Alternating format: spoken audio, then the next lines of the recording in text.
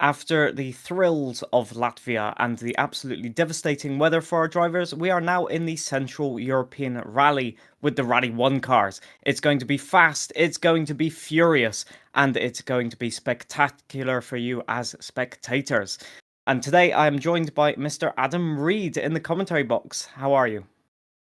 Hello, John. It's good to be doing WRC for a change. I'm very much used to the four wheels and the rest of the circuits. Not used to the driving through gravel and asphalt and having trees going past you at about 120 miles an hour. So this is going to be a great change for me. I'm really interested to see how our drivers are going to be getting along. Of course, we're going to be in the the Rally 1 cars for tonight, and I think our drivers are definitely going to be getting ready very, very soon. It looks like they're in the setup menus already, and I'm really looking forward to seeing how this pans out. Yeah, it looks like the drivers are very enthusiastic. These cars very, very difficult to tame. Up to 514 brake horsepower with that battery boost deployment. It's a crazy amount of brake horsepower to have in a rally car. Four-wheel drive, lots of downforce, as you can see with the front and rear aero, even the side aero on the mirrors and all the stuff. These cars are intricate and well detailed for rally cars. Probably the most sophisticated aerodynamic rally cars we've ever had, and you can definitely feel that in the game. So it'll be interesting to see how the drivers tackle what might be the fastest rally on the calendar this season, as we see our drivers there getting into position and getting ready to go, as you said previously, Adam. What are you expecting for this round? You know, it's tarmac, you know, there's a lot of grass. Do you think our drivers will be able to keep it on the tarmac stuff, or do you think we'll have some excursions? I think expect some excursions. In all honesty, John, I think that these drivers know what they're up against. They know how difficult this rally is going to be, and they're really going to have to attack it with full kind of confidence here. They can't allow themselves to have that little bit of confidence loss. Otherwise, they will find themselves off into the side of the roads. I really feel that, especially with the way these cars, as you say, are kind of made, they're really useful. They've been really evolved over the last couple of years. And here's GJ just heading his way down the road, just trying to get On used to all the stage. bumps. Really, just trying to keep it on the roads. It's really a big effort to keep it on the road. You also got Armco barriers to the left there as well, so really having to avoid them and really thread the needle as they carry their way through this stage. Yeah, GJ is our first driver on stage. All of the other drivers have completed their. Is it time trial? It might be a time trial. It's looking like a full length stage. Let's put it that way. So GJ maybe just trying to deceive us, trying to throw off the commentary team there for a bit, but I'm sure he'll be getting his shakedown done very, very soon. He certainly caught me off guard there. Yeah, as you can see, the car is very, very twitchy. And it's worth noting that although the road looks quite wide, you can see just about that there's a very thin, like, grey strip on the side of the road. That is gravel on the road, or dust, or whatever you want to call it. It's very, very slippery. If you put one or two wheels on there, you will be going straight across, and you will have to be very, very careful about that. So, standings. We've got a new championship under the way, and well, what can we say? Kamikaze, a dominant performance, with Blembar taking the power stage. But apart from that, it was all about one driver and just absolutely blitzed the standings, blitzed the stages, won the event overall. What more can we say? Blembar, a very, very, very good start to the proceedings, with Ambient Mike also making a very, very good return. GJ, that we just saw there, with 14 points in 4th place. So the gap's not quite big at the moment. We've only had one round. However, as we saw last season, the championship is going to go down to the wire probably for this season, as well as we've got our first driver onto the stage, and it's Ancephalosis kicking off the action as he goes through the first very tight chicane and accelerating now onto the very, very fast roads of Central European Rally. Years, and at this moment in time, I've noticed that he's got his kind of, well, I wouldn't say data, but it's more kind of inputs down the bottom left there, as we see Jambo and G now getting underway, so he's now going to have to through the gears and start now looking at seeing where the pace notes are going to get him. Is at the moment quite an open stretch of road. You see there, Jam ONG using the Toyota Yaris Rally 124 car, but neither of these cars have been the dominant force in the last 2 years that the rally has currently been going on. The Hyundais have really been the ones to take hold of the Central European rally that is separated between 3 different countries, but already starting to get into the thrill of the rally. You see there the Ford Puma on the right hand side is really starting to get through the court, but Jan ONG having to slam on the brakes, get through that little chicane now into the Czech Republic section of the rally. Yes, indeed, these stages modelled after the Czech Republic section. They are a bit more complicated, a bit more technical than the other stages. Very notorious for the forested areas and the slippy roads. But as you said, the Hyundai has been the dominant force, and indeed it was the dominant force once again this year. Last weekend, now just merely 24 hours after the end of the rally, which saw Thierry Neuville basically put his hand on the trophy as Ancephalosis has gone straight into the bridge there on the very, very tricky flat-out section after the town, and a very, very common mistake to make as the road gets very, very narrow there, and it's very common to get a wheel on the dust on the outside of the corner, and puncture prone it can be, that bridge. So I'm hoping, it looks like Ancephalosis got away with it, but he's not happy with the start. And Jam ONG has gone straight into the bridge as well. I cannot believe it. Both of our starting drivers have made exactly the same mistake. I think they've both gotten away with it. No punctures, but a slight amount of damage for the moment. Definitely, this is a rally you want to keep the car intact. It's very high speed. You need those aerodynamics. So will we see those drivers struggling for the moment? As we've got RCJPH and Kamikaze in the stage as well. Yeah, we'll see how he takes the chicane section, but that was a little bit of a moment there for MPH. He's currently just still travelling all the way down the straight. You see that flick to the left, and then of course towards a little bit of a right there. Really just trying to follow those pace notes as much as you possibly can. At the moment, the road isn't too dusty, so you may have just seen there the flick of windscreen wipers, but at the moment it's not too bad. But Kamikaze is starting to get on his way, I believe, as well. So he's trying to head down the road using a little flick of the steering wheel to get through that little chicane section. Yeah, Kamikaze said he had one objective this season. Only one. It was very simple. And it's not that, I can say, straight into the bushes. The car looked like it just understeered and didn't turn into the corner there for some reason. Very lucky to get away with that without any serious damage, although the bonnet seems to be flailing around a little bit. So this first stage, taking our drivers a little bit by surprise, as Kamikaze seems to be taking a lot of risks. And I was about to say, his objective is to win. He wants to win the season. He wants to beat Vlembar. Right, he wants to beat all of the other talented drivers that we have here. And with his disappointing season, his unlucky season last time out, he will want to put amends to that. But that is not a good start to the rally for him, as we've got Commander Biz in the business of getting started with the rally through that initial chicane there. And on to the stages now. Some people having a little bit of fog, it looks like, or a little bit of reduced visibility. Hopefully that doesn't hinder them. But definitely for the high-speed chicanes and all of that, you want to be able to see the bales that are coming up in just a minute here. After this very slight left-hander, you'll see them in just a second pop up out of nowhere. Here comes the chicane. You got to go down to second gear here, hopefully get that regen boost and deploy it straight out of the turn. Perfectly done by Commander Biz. That's how you want to do it. And on to the stage he goes. We've got Phil starting as well on the stage, as Kamikaze is really on the limit in this stage already, getting another wheel onto the grass there. It's looking like he's a bit unsettled in this stage, I'd say. He does. He's definitely not happy with his start. He's really been pushing the limits.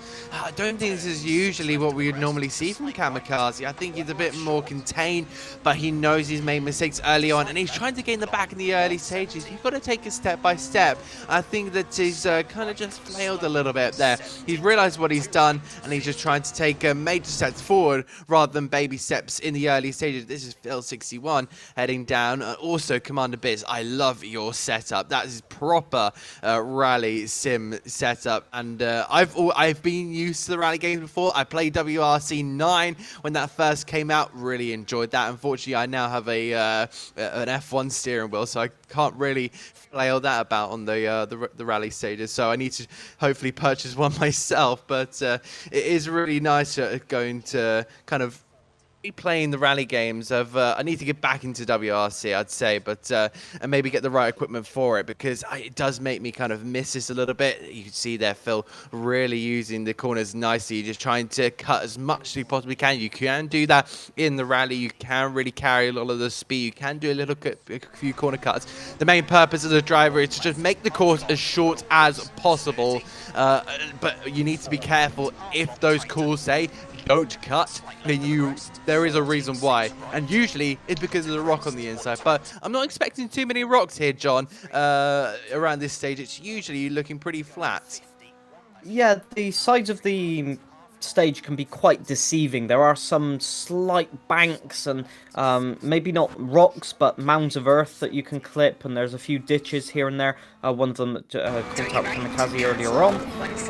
But generally the grip is what you have to pay attention to here. The stages have varying grip levels. You go from a closed surface to a very sort of abrasive and broken old tarmac surface on some of the sections, even concrete at some point as well. So you've got to really be adaptable as a driver, just sensing the grip levels.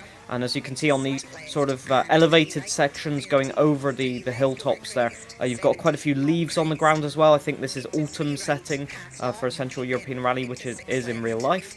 And yeah, it can be very, very tricky.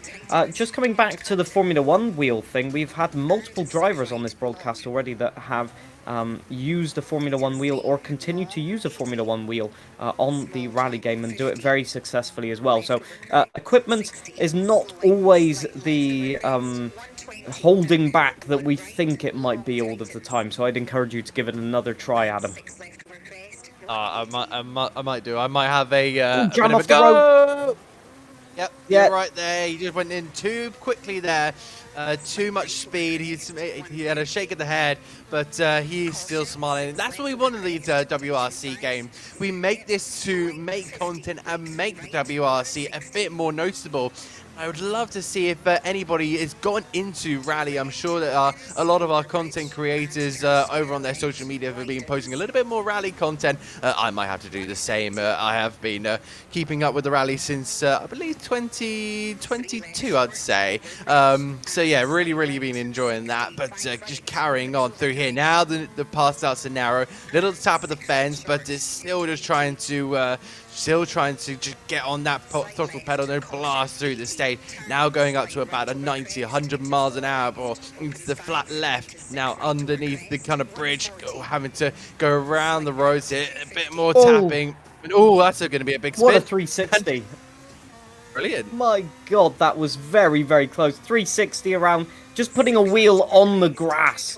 And we've seen it so many times, and the advantage of four-wheel drive sometimes is you can recover the car a little bit easier, and Jam using that to good effect, but I don't think this is the start to the rally that he wanted. We have our first finisher of the stage, which was Ancephalosis, 45 seconds behind the leader, so losing a lot of time, possibly quite a bit of damage from that earlier section.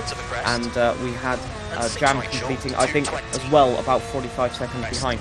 We've got our two fastest duo, I think, for this rally, just about to complete the stage as well. RC JPH coming into the last turn. It's looking good time-wise, but it's also looking a bit slower than I'd say that is usual for IRC JPH. He's going to be about 20 seconds off of the pace, so I'm not sure he's going to be happy with that one. Maybe an incident happened off camera.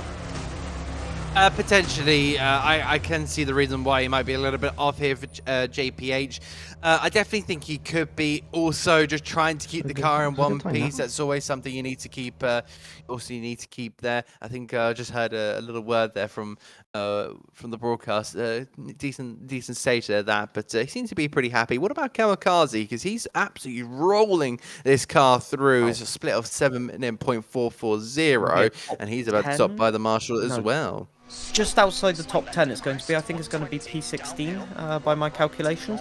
RC JPH in P26 after that run, so not a bad result. But first of all, the person who's not on broadcast today is actually currently leading the Creator Series standings then for this rally. It's Vlembar, who's done a P3 time on this stage of 7 minute 33. The bogey time, or the time to beat, is a 7:27 for the moment, so very, very fast times going in on the boards there. So we've got Commander Biz getting into the last sector of the stage. You'll know when the last couple of turns are coming up, because they will pass under that bridge or that board marking 1 mile to go, and it's a very, very fast mile at the end here. Just coming up before this section, if I remember correctly, for Commander Biz. And as you said, the setup looking ever so good there. You've got to go just a little bit right and then spot the turn in for the bridge. It can be very, very nasty if you don't spot that turn in. A lot of damage, if not rally ending. And then a very, very tricky corner here. Slightly off camber to the left. This last turn, and you've got to be careful because there is a ditch on the outside and stuff to crash into. No problems whatsoever, shifting up into the stop line. And that's another good stage for Commander Biz, so a lot of drivers finding their marks, I think we could say. Absolutely, they're really, really just keeping it on the edge of what is possibly danger, but you're also needing to... They're also keeping self-aware. They need to keep it nice and slow there. And speaking of nice and slow, that is Phil just taking the lovely. I believe that's a 2 right there. So keeping it nice and steady. But yeah, you can see our 4-way. So some drivers absolutely killing it through some of the stages. Phil going through that tight little section. Jam ONG now gets underway for his next stage. So they're really starting to keep an eye. What about GJ? He's just going through this little section now. It starts to tighten up with the rocks on the right-hand side, trees on the left, and it's not something for the faint-hearted either. Into the hairpin section, really just whipping the car around, trying to use the rear to try and get round. Of course, some of the body roll in the car can help with that as well. Over the jump, that's going to be very, very fearful for the first time, but it's a very, very bumpy road you're already seeing. But he's really managing this very well. Still staying on the attack, and I'm sure the Dirtfish YouTube channel would absolutely be loving that one. Absolutely full commitment through that one. Yeah, GJ, a very committed driver, Portuguese, and he really loves the gravel rallies. And on tarmac, he has a tendency to drive very aggressively and just to get the car turning in and doing what he wants it to do. It's very spectacular to watch, very old school. I do love it. Another person who is keen to drift the car, Aerotech, coming to the end of the stage as well. It's looking like he's had a few mishaps though, because he is nearly going off there. 2 wheels on the grass. How he recovered that, I'm not quite sure. I was convinced he was going off into the trees then, but he'll have a few heart rate increases after that. The time not looking especially good, which is why I was about to say that he might have had an off or two somewhere. Is he missing a door? I think he might be missing a door there onto the left of the screen. There's not meant to be light visible that far down. So we'll have to wait and see how the car looks when he approaches the stop line. But yeah, these stages take no prisoners. They are so fast. They are so furious. And you have to really listen to the co-driver to get the most out of it. The weather, thankfully, is dry as far as I know, and that means that they can really push the limits, but it does mean that the speeds increase, and like that, it can go oh so wrong. An 8 minute 18, not necessarily what he was looking for, but I think he'll be happy to just complete the stage for the moment. Absolutely. Just getting through one of these stages is a massive, well, I wouldn't say miracle, but it's a massive achievement for sure. You say that these are very tight roads. That kind of takes me back to, I'm going to mention it again, WRC 9, where we had the German stages, and my goodness, those roads were very, very tight. They were really wanting to really have to keep a focus on and really just thread the needle. And of course, you're on the side of a mountain at one stage, going through fields as well. So it's really kind of reminiscent of these. But apart from this, it's more kind of open roads. You're not taking a car through a field. You're more taking it on a I wouldn't say it's definitely a public road, but I think there's a little bit more to that. Have a look over at Kamikaze's camera there on the left-hand side. He's going to stay very, very committed. I think he kind of knows the aerodynamics of these cars. He's got a real sense, and there's a reason why he is the current leader of the championship. And I think he knows kind of what this car is capable of, and he will make a mistake. Of course, he's human. Of course, some of the top pro rally drivers are human. They're going to make mistakes. So don't expect our sim racers to be vulnerable, even if they are wide. One of the top. Yeah, up at the top there. Bit of a wide moment, but he's kept his foot absolutely pinned to the right pedal. I think you have to take those risks. You have to maybe take a little bit of grass on the way through some of these corners. Maybe not too wide, but enough to kind of keep yourself to that tarmac and where the grip is usually on these slick tires. Yeah, I was about to say it looked almost as if it was planned to go that wide to keep the momentum. Quite risky. There's a few bumps in there that can do significant damage or indeed put your car off course, but he got away with it. I think he's pushing to catch up time based on previous mistakes, which it can be a very risky strategy. You can often end up overdriving the cars. We've got Ancephalosis and Jam approaching stage end. Jam off the road again, just slightly miscalculating how much that Toyota will pivot on the apex. But recovering it once again with the four-wheel drive, no harm done, as Ancephalosis across the line in a 424, which again is off the pace. I think he's done some significant damage to the car, perhaps, with the previous incident. It's worth noting as well, these stages, compared to previous iterations that we've had in Germany, are more around the Bavarian area.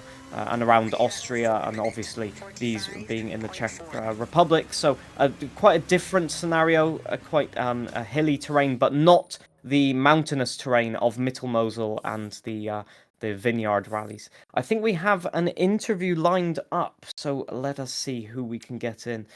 And I think it's Ancephalosis to start off with. Hello, hello. How is it going so far? Man, rough start for me here. Down in P221 for this last stage. A few mistakes. I was just talking to Jam about the dreaded tunnel. Something about coming into the tunnel from the way that we were coming in on stage 1. I seem to always lose traction coming in from that side, and I couldn't regain control of the vehicle, hit the tunnel sideways. Don't think I damaged the car too bad, but I've just had a few mistakes that have cost me a bit of time. I think I got 45 seconds down on the first stage and 30 seconds down on the second stage, so we're kind of hurting. But I do feel confident, so I'm hoping we can start to claw this back. Just wish I didn't have to say that every week. Well, you know, we're on the fastest kind of rally. We're on the fastest cars, to be fair. Do you think that's having a little bit to play in trying to find speed and trying to get to the edge of the road, whereas if you were in maybe a slower car class, you'd stick more to the center of the road? Maybe. I think it has to do with me kind of playing with the edge of speed there. I do really like the Rally 1 cars, and there were a few turns that I thought I took almost perfectly kind of at the limit, but that might be the issue. It's just like, oh man, do I say this every week or what?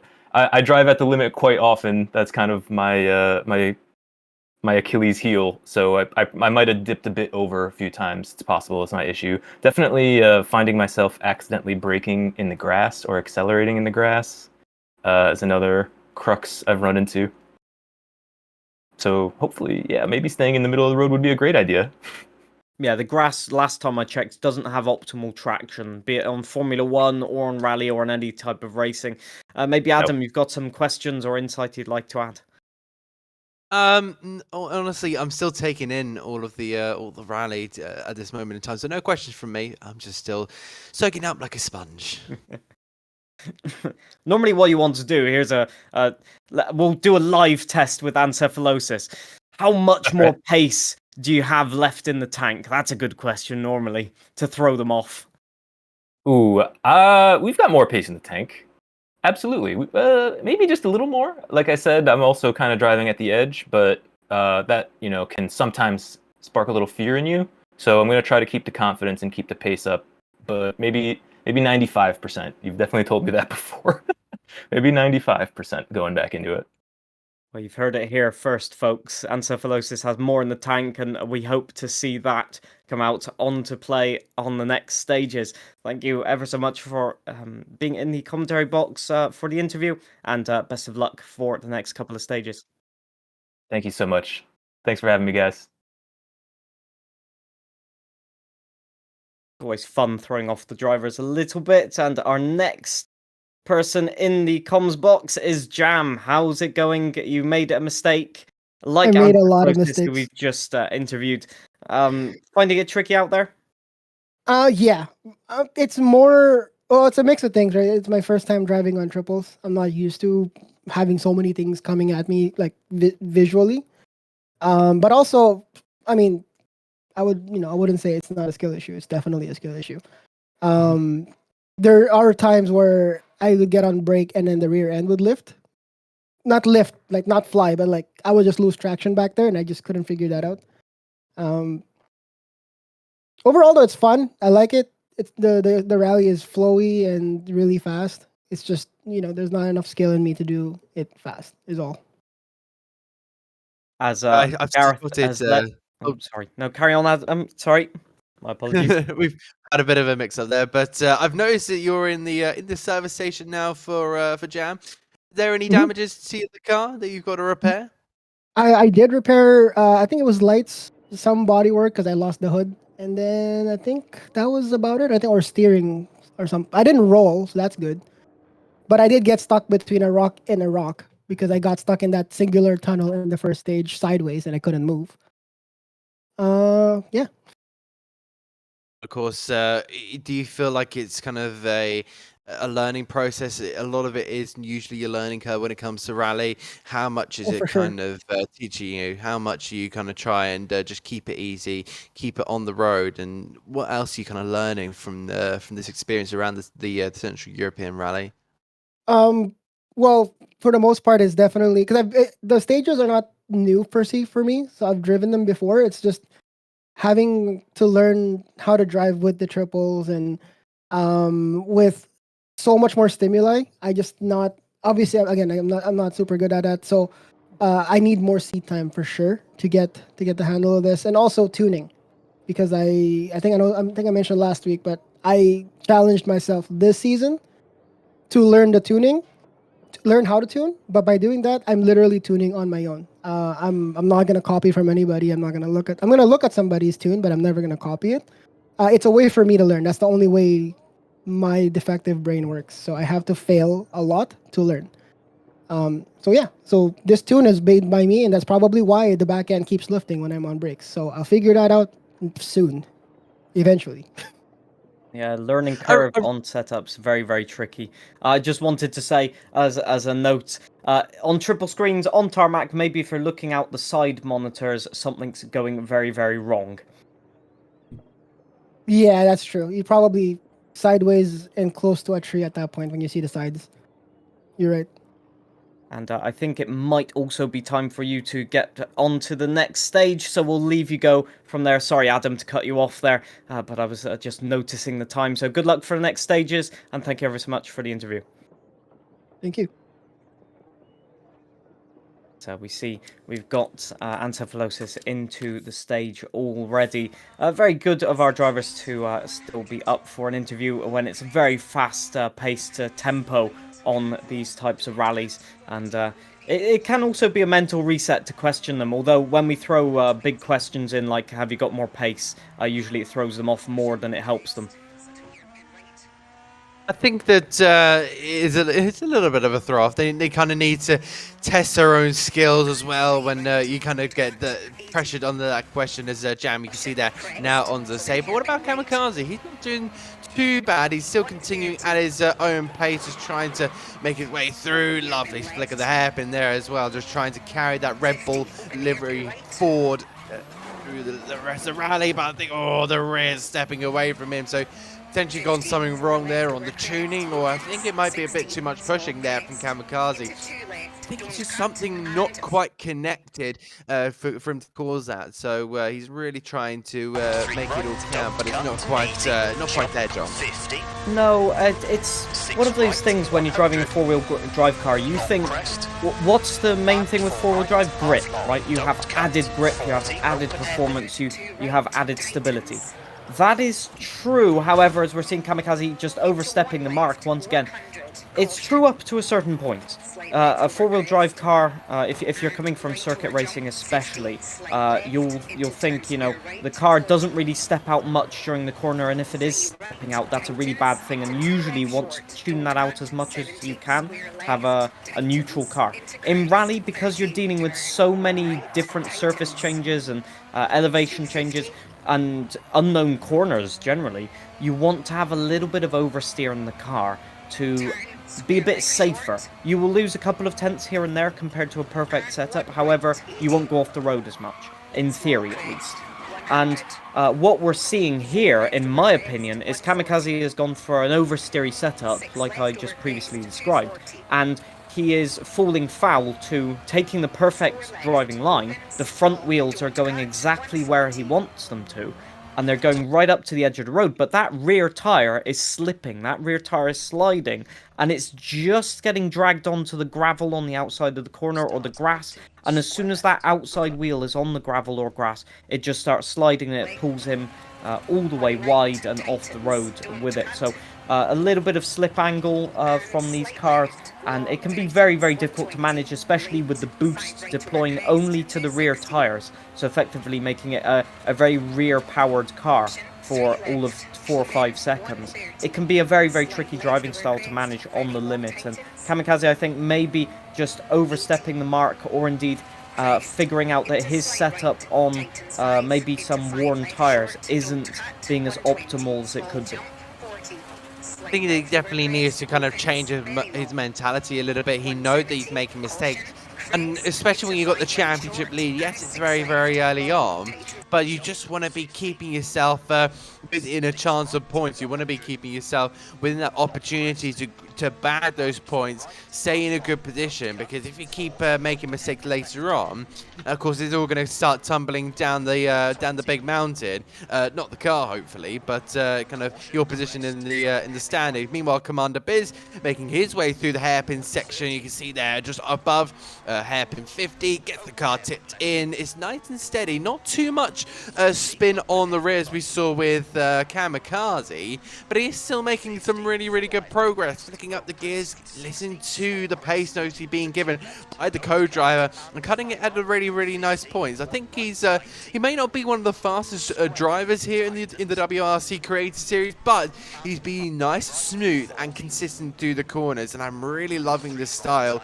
of Commander Biz that is being put on show here. You see the flags there on the left-hand side of the of Austria and Czech Republic, respectively. I love the atmosphere around a rally. I've not been fortunate to go to a rally, but it's when you see that in the videos, you kind of think, I want to be part of that atmosphere. There's nothing like being on the side of a road with rally cars going past you at about 100 miles an hour. It is really something to behold. But Commander Biz is doing an amazing job, taking out a lot of signage at the same time. You can see there with his amazing setup. We're going to keep talking about that for sure. But Biz is really doing the biz right now. And he's, at this moment in time, I think, on for a really good time here, John. Yeah, it certainly looks like slow. He's motoring through the stages at the moment. As we heard somebody comment, so slow through that stage. I think that might have been Kamikaze making that comment. But yeah, it's quite difficult to measure your pace on such a fast rally. These cars, although on board it looks like they're going on a medium pace, but really they are absolutely motoring. Having watched them, I've watched them at 3 different points at this point, plus a Goodwood.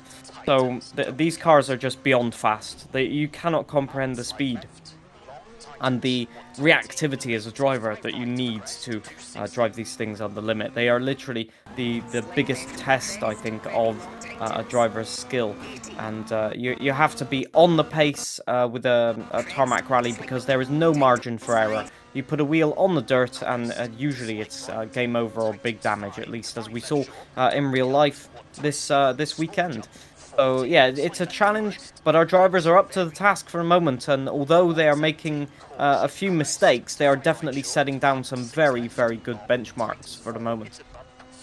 Yeah, I think you've hit the nail on the head there, John, with the way that these guys are really taking on the challenge. Some are really excelling more than others. Some are taking learning curves, and I think that's going to be a thing with rally. Of course, there's always learning curve when it comes to rally. I'm pretty sure, and I'm sure you can confirm this, John. They're never normally the same every single season. They can't turn up to the same rally every single year and expect the same old stages. It's just something that doesn't really happen. There's always some changes, different routes, different paths, different scenarios to kind of cross through. I think you're just seeing on both sides here, both of our drivers really attacking it very, very well. Some more than others, and that's where the time will come into consideration here. But with Commander Biz over the timing beam, and he'll be stopped by a marshal. And look at that time; it's a 4-minute 0 from what I've heard from the co-driver. So not too bad. Good. Couple of sloppy areas. He's happy with it. It sounds like. Yeah, it's a great time, honestly. It's only about 10 seconds off the pace, so well within the top 10, and he's currently battling for the Creator Series standing. So we have a overall standings on RaceNet, obviously, for everybody participating, but we also have our Creator Series standings of drivers who have participated on the broadcast. And so far on those standings, it's a very close battle between Vlembar and Commander Biz at the moment, because Kamikaze, having made all those mistakes, he is quite far off the pace at the moment in P3, but still has time to recover. For GJ, I haven't seen many of his times yet, but it's looking like a solid pace maybe for P4, if I'm correct at the moment. So he'll be happy with that as a non-tarmac specialist. And that's one thing that I wanted to tackle based on what you just said before, Adam, is that many drivers here participating will have their preferred car class and combo of track and, you know, drivetrain, whether it's front or rear wheel or four-wheel drive. And so some of the drivers will be loving this, and other drivers will be out of their depth with the speed of these cars. And so you'll usually be able to see that because of the twitchiness in their driving. You can see GJ here, very smooth, very committed, very fast, and just not doing any unnecessary movements, using the aerodynamics of the car. But it takes a specific driving style to do that. And while GJ and other drivers have mastered that, for other drivers it can be quite tricky. It can be. It's so tricky trying to find a driving style, but so for some it comes more naturally than others, and it's really it's a serious thing in the WRC, just trying to find driving style and really trying to find something about that. Just having a listen to GJ there, just having a little conversation, of course, in Spanish. But yeah, he's just trying to find that driving style. What fits best for you personally, and of course, especially when we have a multitude in the championship, when we can. In the Creator Series Championship, where you can have one different thing after the other. I'm pretty sure we had the Rally 2 cars last weekend for the opening round of the championship. Wow! I've just seen off our cameras there. GJ had a huge. Sorry to interrupt you, Adam, but he was drifting the entire corner, and I think he was 2 wheels off of the road there for an entire time. So he got very, very lucky there. He looks ever so calm and composed. But also want to say, while I'm at it, that was Portuguese, not Spanish. We don't want to cause a diplomatic incident. Anyway, carry on, Adam. I do apologise in that one, but yeah, you kind of lost me. Maybe lost my train of thought there, but GJ just heading over the line now, so he's about to now cross the timing line at 4-minute 4, it seems like. So that stage is usually pretty quick, it seems like in that case. Triple Jam there just managing to fit under through the bridge this time. So he is currently learning as he goes in towards the square right, then 3 left, just continuing to really hustle and hound that Toyota Yaris down the roads here in, I believe, Czech Republic. Of course, correct me if I'm wrong here, John. Yeah, all of the stages in the game are based on Czech Republic stages, so you're quite safe with that one. brilliant on that one. So still learning, still learning the ropes for myself as we go along here. Jam doing the same thing, and I think he's learning there. Just he's able to cut out a little bit, but also some may be able to take safety lifts. I noticed that's also a thing that you do sometimes, especially when you're a bit new to the rally. You do have to take those safety lifts, and sometimes the professionals do it as well. Unless your name's Colin McRae, I don't think. I think a lot of drivers are very wary of the safety lift. Colin, I'm not so much. I'm not sure if he's really aware of that. During his time as a World Rally Championship driver, doing the chicane section, Jam goes, or doing really just continuing to hustle and really make use of that Toyota, see what he can do, and of course he's probably still getting used to the Rally 1 card, which we say so powerful. And I want to get onto the development of the Rally 1 card, because of course you say the aeros come on so much over the last couple of years. We've added the hybrid system, the boost, which has really made a big difference in terms of the speed of these cars. And you kind of think to yourself, are they just going to continue to get faster? And will these kind of drivers have to get more and more specialized, more and more training, having to be pressured onto these drivers to get through stages in faster rally cars? So, an interesting topic, actually, which might require a bit of a discussion. So Kamikaze nearly went and hit a tree there at flat-out speeds. The Rally 1 cars were brought in to actually slow down the rally, ironically. It didn't really have that effect, however. So what was removed was essentially the diffuser at the rear of the car, which was very narrowed and sort of flattened so that they couldn't get more sort of Formula 1-esque downforce. The WRC Plus regulations, as we called them before, were very aero heavy, with all sorts of dive planes on the front section of the car, huge front splitter, which we still have in the Rally 1 regulations. But lots of things to just generate extra downforce, and the speeds were getting very, very crazy in locations like Finland, Estonia, and any of the tarmac rallies.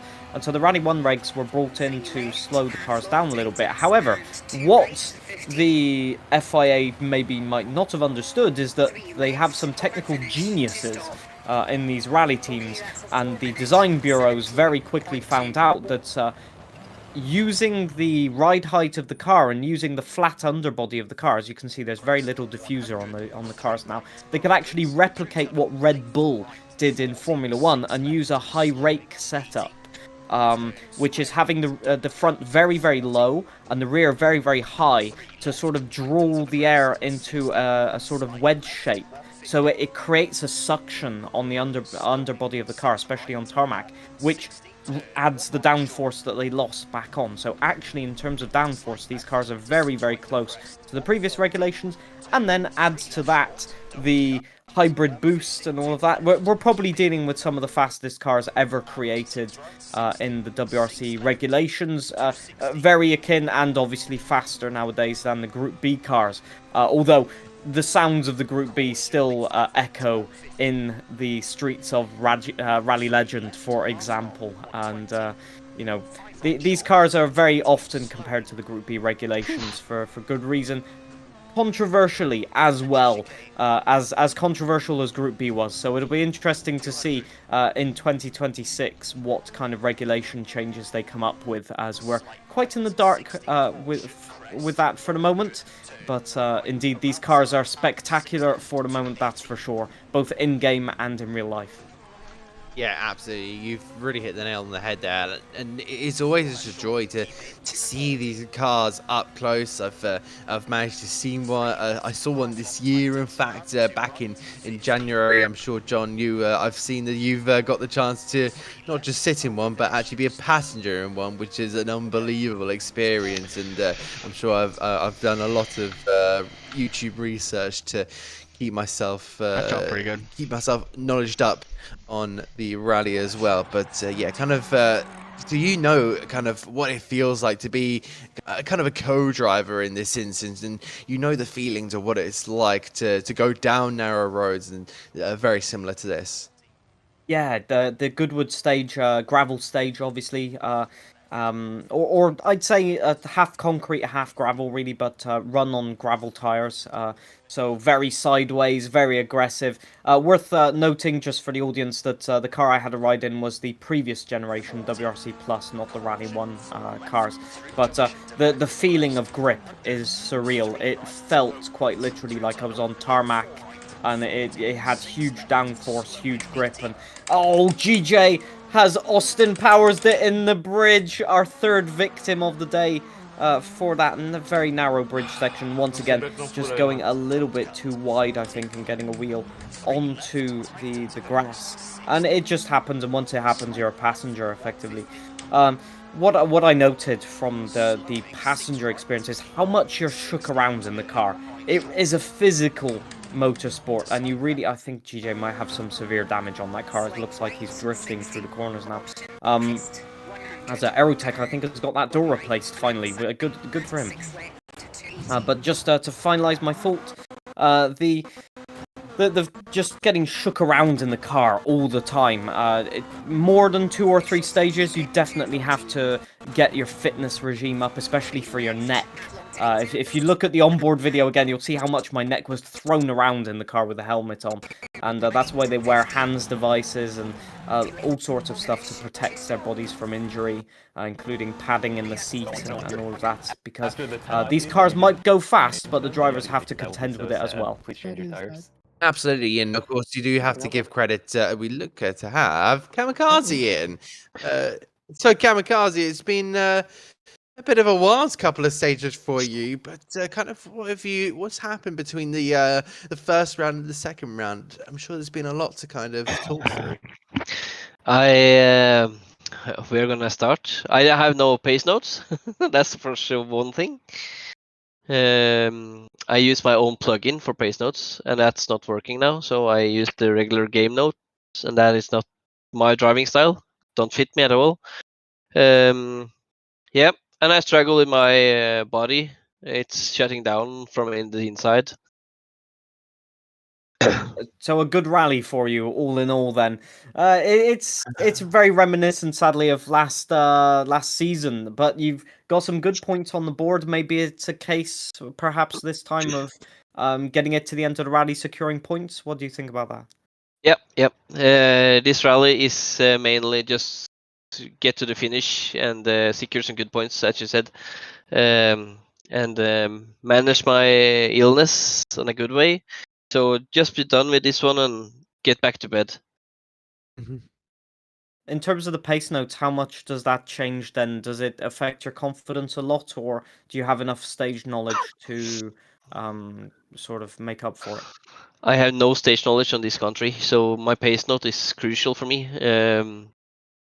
So yeah, driving on you called it another one's pace notes is not. It's not nothing I can recommend. The game said maybe a 2, but I can hold flat in my own pace notes. So yep, it's I lost a lot of time in stage 1, and stage 2 is just it's okay. We're just getting through. No big deal.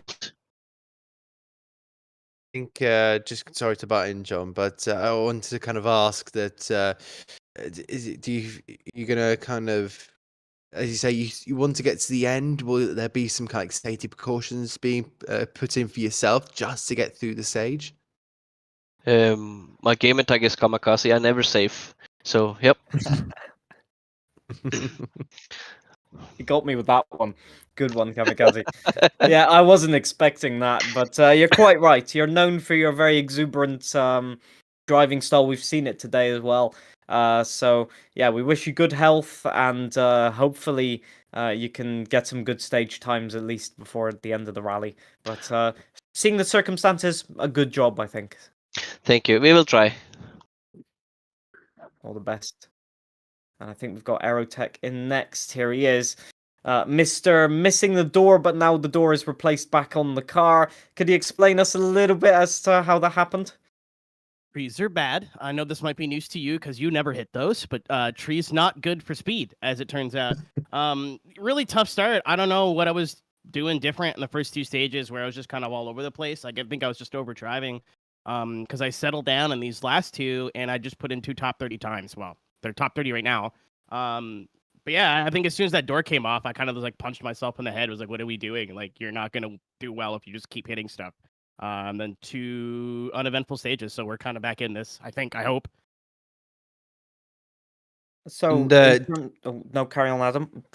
I was going to kind of extend on the point of you say that there's not been much happening. How easy has it got to? How easy is it kind of to? Well, I should say easy. How is it for you trying to navigate these Rally 1 cars? They're It's very tough. very powerful. It's tough. I mean, I have hybrid experience in different sims. A lot of the driving style is very similar to stuff that I've driven, but tarmac in general with a fast car, you'll take a couple of 4s and 3s and kind of really get lulled into a false sense of security of, well, I could push a bit more, and then you'll hit a downhill 3 or an off camber 3, and that's the one where you'll be in the ditch. And here, there's stuff lining both sides. Like, it's such a fast rally, you don't really have. You can't drop a tire off and go, oop, I scared myself, I'll calm down. Like, you're just damaged. So in the sense, it's got a lot of downforce. They're easy to drive if you're running at 80%, but it's because of that, it kind of pushes you and goads you into trying to drive outside where you're comfortable. And that's where I think a lot of the mistakes are coming from. I also want to kind of add on and talk about the roads that you're kind of driving on. How kind of tight do they feel being in the cockpit of that car? Because it looks pretty okay from the commentary box, but as a driver, it must be something else. You don't have a lot of room to move. There are different rallies that we've been to where it's almost like a circuit. Iberia really comes to mind, where you have a lot of room to set up corners and late apexes, early apexes. There's been a lot of corner complexes where it's like right, left, right, left, right, left. You don't really have the room to set it up. So you kind of just have to hope that you have the right trajectory or make the adjustment mid corner. So yeah, it's for a tarmac rally, it's fun. It's fast, but it's up there in terms of in difficulty, at least for now. And I think it's only going to get harder now that we go into the later stages. Is that because of tire wear or just because of fatigue? What do you think? Tire wear, and I've noticed like too. Again, I'm sure there's some people in Creator Series that just aren't faced by anything. But the longer the stage, again, you get lulled into, I can go a little bit faster. I can go a little bit faster, and you start chasing the ghost per se. I know there's not a ghost out there, but you're like, oh, if I just go a little bit faster, maybe I'll be top 20 this time. And then I'll hear people have issues and try to overdrive. The shorter stages, you kind of really don't have that time to think. But with the 17Ks and the 20Ks and the 30Ks, it's a lot harder to stay in the realm of I'm comfortable, but still going fast and not kind of bait yourself into making a mistake. Fascinating to hear you describe that. You've always got the good words to describe the situation. I think it's close to the time for you to start the next stage. So I'm going to wish you all the best and hope that the trees remain on the side of the course and that you remain centrally on the course.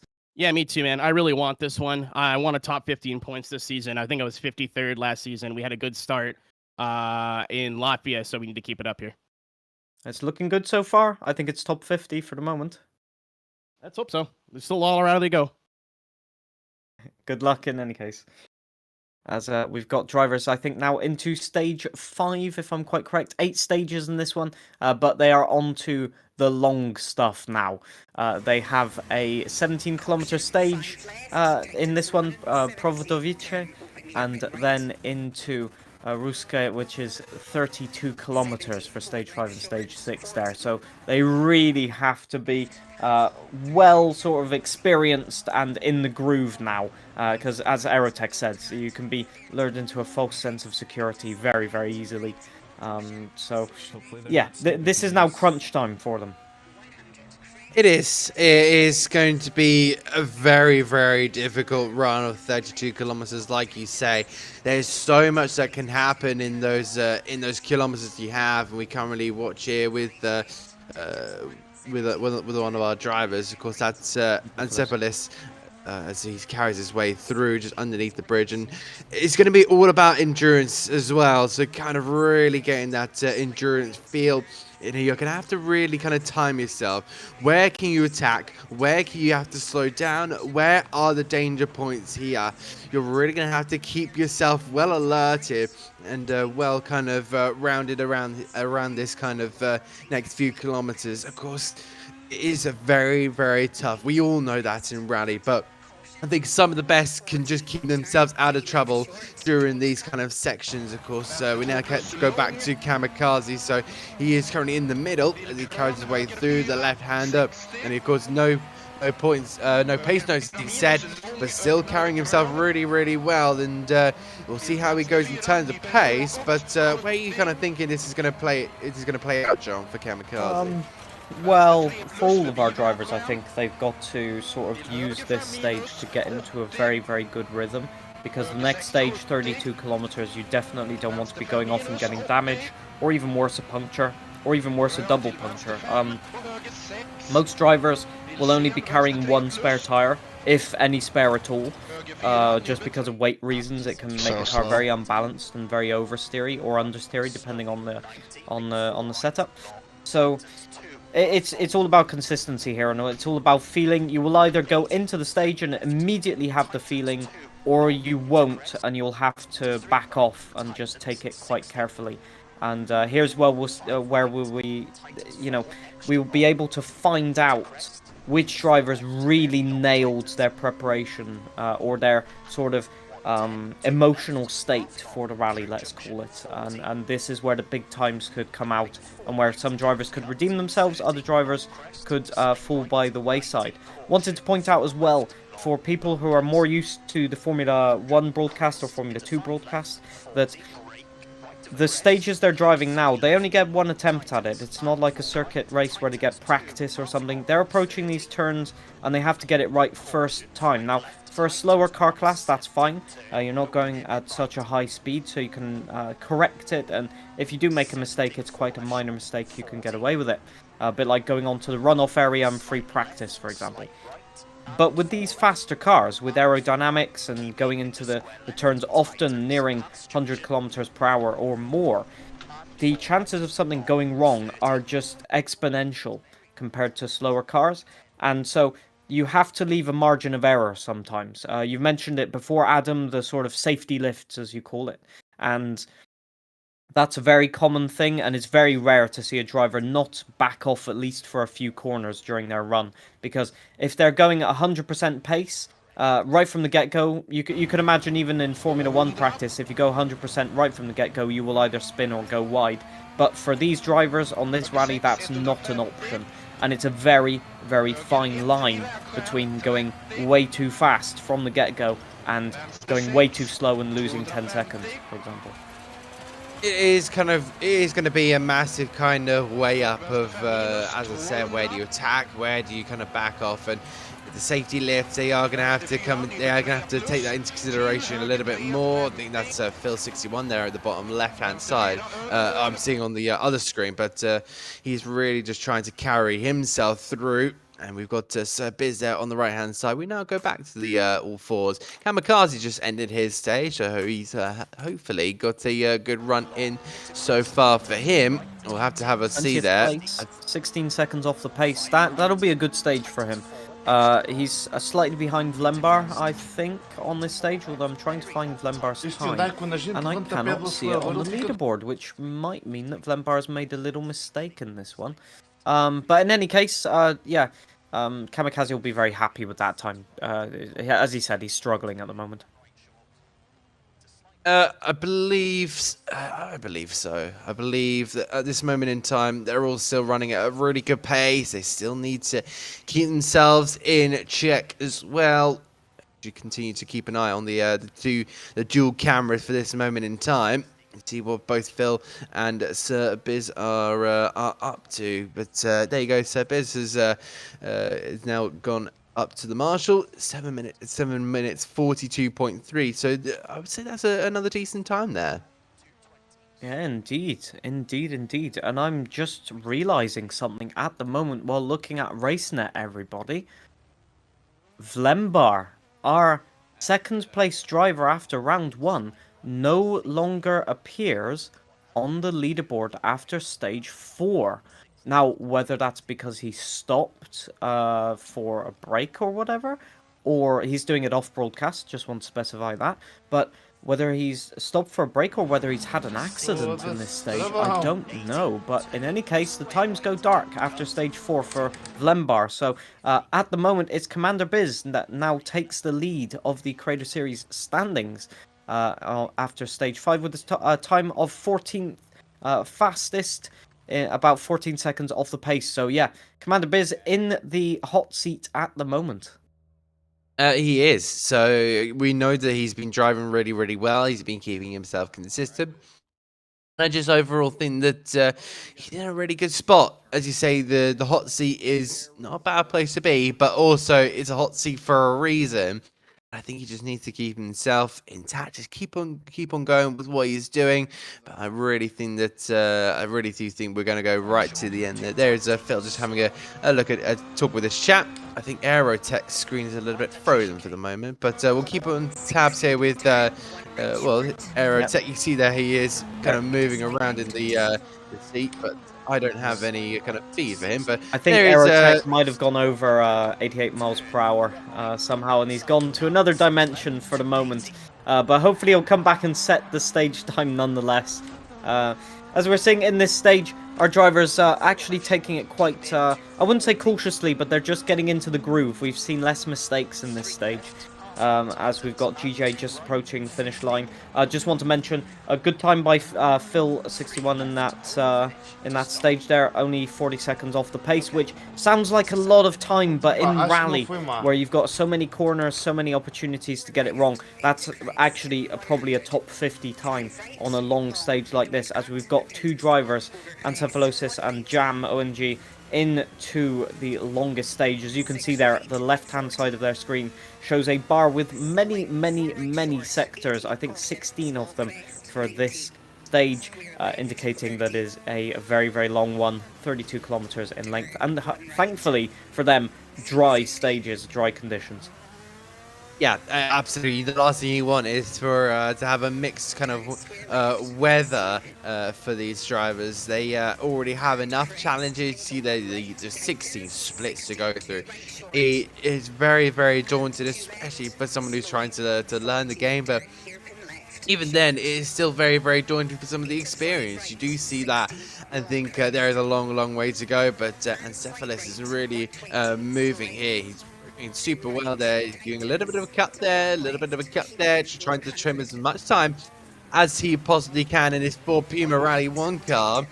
He's really just trying to put all the power down to the left hand, and meanwhile Jamo and G is still just carrying his speed. He heads up the hill, so it looks like they're heading over kind of through a mountainside at this moment in time, in a very tricky section. A lot of square corners where you can go very much wrong there.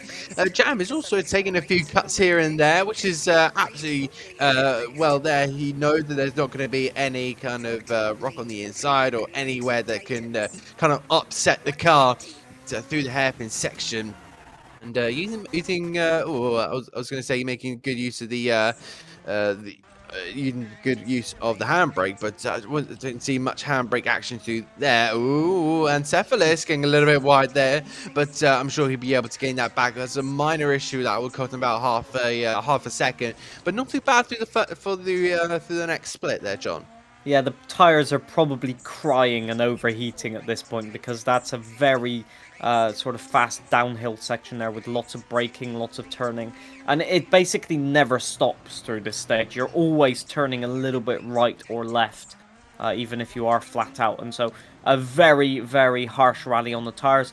And I dare say if this was run in summer conditions, it would be probably a brutal rally on tires. Thankfully, autumn conditions, a little bit softer on the tires, but I'm guessing after nearly, I think, by my maths, 50k's worth of stages on these tires, just on 2 stages alone, they'll be crying out for help at the end of the stage. Just want to point out, I have found Vlembar on the leaderboard in 57th place overall after stage 5. He was in the top 3 beforehand. He's now 2 minutes off the pace, which would indicate to me that he has sadly had a puncture on one stage, probably stage 4 or 5 actually, sorry. and he's had to repair that mid-stage, so probably happening at the start of the stage. So relieving a lot of pressure on Kamikaze, it must be said, to score points, and currently Kamikaze ahead of him in the standings. Also for Aerotech, he said he wanted a top 50. Well, after stage 5, he is sitting in 50th place exactly.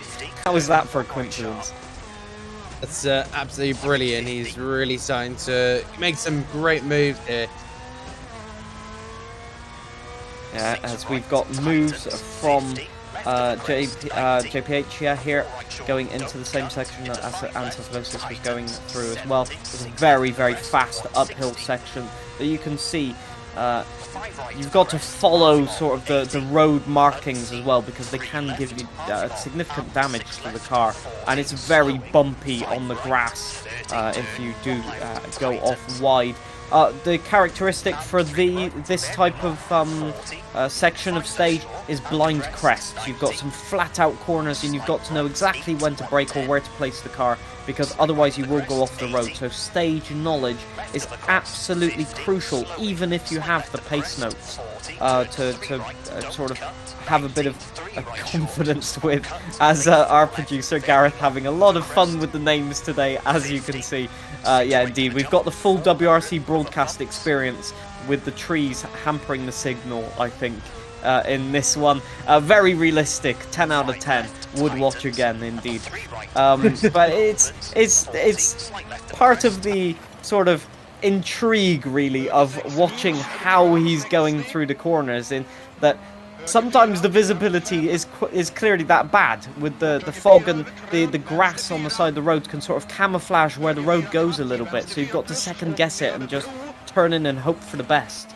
As we see Kamikaze really putting it all out on the fields there, quite literally, and playing with the devil in terms of taking risks. As we've got Jam off the road briefly there, just ahead in the section ahead of Kamikaze. Although Kamikaze looks like he's flying through this stage, it must be said. But no big sort of moments for the moment. Everybody, I think, just settling into their rhythm and just accepting that if they're slightly off the pace, it is what it is in this long stage. Absolutely. You have to maybe make some sacrifices to just to try and get through this stage. It's such a long stage.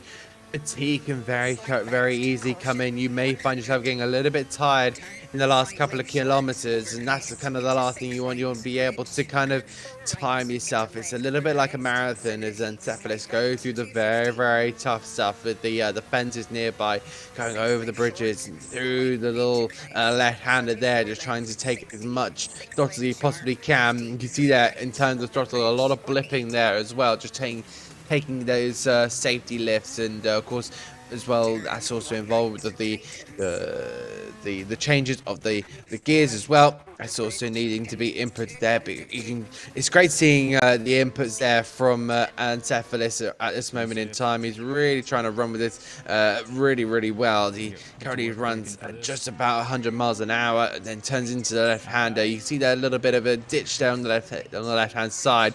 He's able to use that only a little bit, because if we go up into that banking section, that could very easily send the car over at worst case scenario, over the little hump there, over the crest, or you could say. And he's really just trying to use every piece of the road here, but so many of the drivers have been saying there's not much road to you. You've got one lane and just stick to it. Lovely little turn through there, but you can tell it was very tough. I'm starting to really think about the tyres as well, because they've been a talking factor here, John. Is they've been very much a part of it. I think that was amusing, talking about deers for some reason in the road. So hopefully I don't see a deer running across the stage. I think that'll be a little bit worrying and a sight for sore eye. But yeah, the tyres was what I was going back to earlier. You can say, John, he was using a lot in terms of what he was steering with. You were kind of commenting that they would have been screaming on the downhill section, and I just wonder how that's kind of evolved over time, because you see he's got very far into the stage now, and of course they're going to be very much worn, and they're going to just start bolding and getting a little bit more slippery as time goes on. Where do you kind of think that those tires are at this point now? Well, on such a tricky course like this one, you can't really give the tires much reprieve, really. You don't have access to tire temperatures in the game, so you can back it off a little bit, but you have to be sort of careful how much time you're losing, effectively. You can't just look at the tire temps and go, okay, the tires have cooled down, I can push again now, like you can do in the Formula 1 game, for example. In essence, it just comes down to your driving style or what you're struggling with, because as the stage carries on, if you've got understeer, the front tires will start to really struggle, and you will just get more and more understeer. You'll have to go on the handbrake more and more often, and for longer duration, and it just contributes to overheating the rear tires, and then you get four-wheel drifting. If you're overheating the rear tires, that's possibly even worse, because then the car just starts sliding, and eventually you just get snap oversteer. Contributing to that as well is the hybrid regeneration, which acts like an engine brake on the rear tires, and also the deployment spins up the tires sometimes also if you're in an acceleration zone that is also a corner. So you can really cook the tires in a short amount of time on a rally like this.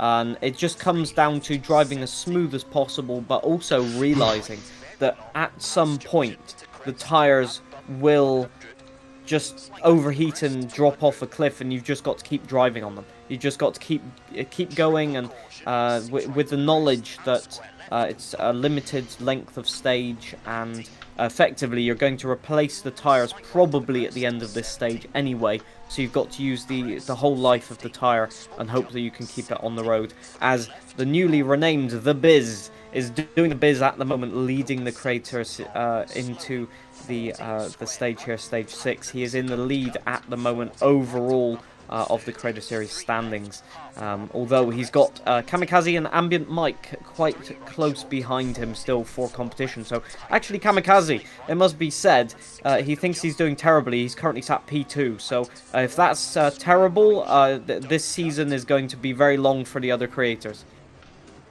Yeah, as you say, that he feels there are some struggles in there, but in the open picture, he is doing well. He's keeping it on the circuit. He's doing the business that he needs to be doing, and right now, just finding himself in a very good place. Having a look at Phil 61 now on the right-hand side, tipping a tyre into the grass. That's not the most ideal of places for Phil, but he's still carrying that Toyota Yaris all the way down the pass, using a little bit of braking there, getting a little bit of a scare. Oh, Ancephalos is off track. Sorry to interrupt. Ancephalos is big off at the moment. He's still trying to recover. I noticed it just off screen there, as yeah, he just went too wide. Honestly, just outbroke himself and has gone off track, and it's looking like the rear tires have given up the ghost for him. Sorry to interrupt you there, Adam, but just wanted to point that out for broadcast. That's absolutely fine, because that was a big moment. Yeah, it just changed over. I noticed, and he did have that moment. That's going to be costly. He's had another one. Oh, that's going to be horrible. He's still smiling, though. He's still trying to get on with the rally at this moment in time, but you can see that potential fatigue maybe settling in as he just carries his way through the stage, and you can see there he's only got about 2 more sectors to go. There's the first split, I should say, and now he's just got 1 more before going over to that checkered, well, I wouldn't say checkered flag, it's more of a checkered line, or a finish, I should more say. That's kind of the right terminology to that at this moment in time. He's just having a chat with himself and the chat as well, just kind of discussing what he's where this is kind of going for this moment in time. Yeah, I think he's struggling just with the tires, to be honest, because mistakes lead to mistakes. You see that in all types of circuit racing, is that once you overheat the tires, you make a little mistake or lock up or something like that, and it just goes from bad to worse. Talk about going from bad to worse, Jam has lost his headlights there, just going wide and crashing into not a tree but a concrete, I think that was a telephone line or even a power line maybe, and it does look like he's got major damage on that car, maybe a puncture. He has reached 88 miles per hour as well and gone into another dimension. Oh no, he's back. There you go. The bridge to the other dimension has brought him back, everyone, so we've got footage from him again. But yeah, not ideal. However, a service area coming up, so he will be fine with that one. But yeah, it's the same concept in rallying. If you start start locking up the tires, if you start drifting and going wide and sliding, it just leads to more sliding, more lockups, more problems. And the only way is to replace the tires or to cool the tires down and start again effectively. But that can be very, very tricky. As Ancephalosis just goes wide and clips the tree. He got away with that one. My days, that was so lucky. And you can see in his face how that caught him by surprise. I think he's just getting to the finish line. He does have a puncture on that car, guaranteed, the way it was crabbing there at the finish line. But let's have a look. Was it a puncture? Yes, I think the rear left is flat there on that car. So, yeah, very, very tricky stage. But he made it to the service area, at least. It would have been very, very difficult just trying to get that car right to the end. I did see that big smack on the right-hand side. I did sense potentially puncture or maybe even a bit of suspension as well, because those actions can give the suspension a little bit of a snap.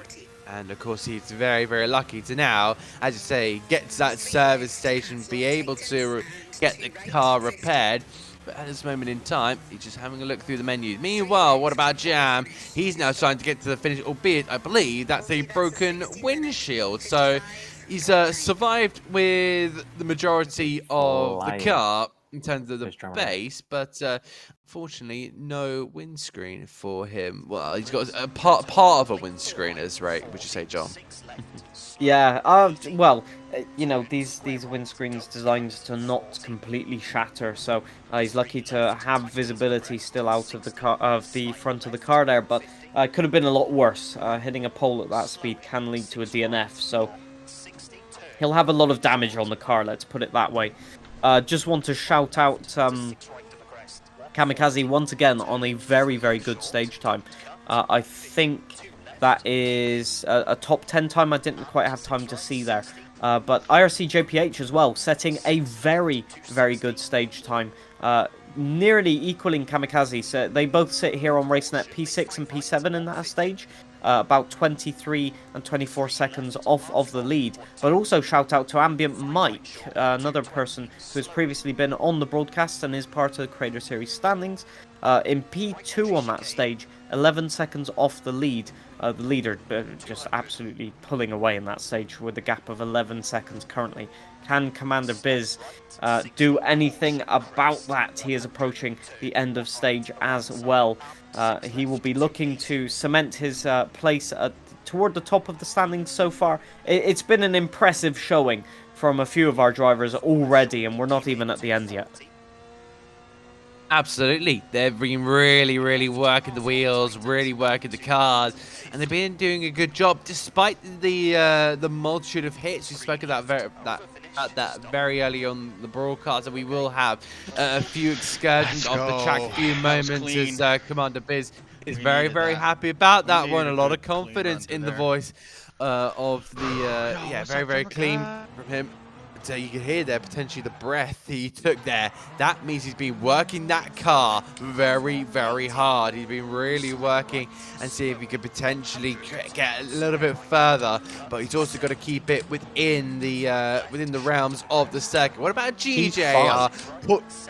I just want to point out that's really P5 for Commander Biz, 19 seconds off the pace, but crucially in front of Kamikaze. And that is an amazing time. That is, again, that is pretty much only a second per sector, effectively, off the pace, which in rally is insane. If you can get within a second of the leader per sector is ridiculous pace. So our drivers are absolutely pushing the limits today. Absolutely, that's really all you need to do. You do need to push those limits, but also be self-conservative. GJ, Portuguese native, is currently still now heading down the hill section of this rally, 12 minutes into it. So he's not doing too bad whatsoever. And looks like we have now interview Mr. JPH. How are you doing? How's it going so far? You had a really good stage there on the very long one. So settling into the pace? Evening, yeah. No, I mean, to be fair, Central Europe's one of my favourite rallies. I mean, it's tarmac, which is my sort of specialist surface. So no, it's been really really good. Considering I set this car up about an hour ago. I say an hour ago, probably about 0.2, but yeah, no, it's been really enjoyable, really really enjoyable, and I mean, it's just tiny little mistakes. Now I just got to iron those out for the last two, and hopefully get a good result by the end of it. You're currently sat P3 in the Creator Series standings after Vlembar has had a disastrous stage 5 with a puncture, it looks like. So you're sat just, by my calculations, 10 seconds behind Kamikaze. Do you think it's realistic to maybe go and catch him? Or do you think he's got a little bit too much pace in the tank? I think weirdly enough we've got similar pace. So if I'm clean, he makes a mistake. There is a chance there, I think. But yeah, I think if he's clean, it'd probably be quite tough to catch the Kamikaze. But to be fair, just to be near him, I'm quite happy with. I'm proper chuffed the fact I'm even close to him, let alone trying to challenge him. So because we all know how quick Kamikaze is. He's an absolute machine on this game. So yeah, just staying with him is a nice reward in itself for tonight.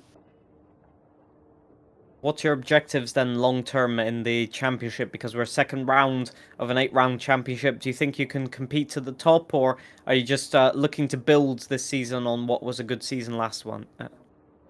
I think probably looking to build on this throughout this season. Obviously, you got the likes of like yourself, Limbar, Kamikaze, and even like Ambient Mike. That's sort of like your top area field. And whilst I think I can compete on tarmac, the other surfaces are a little bit of a problem at the moment for keeping up.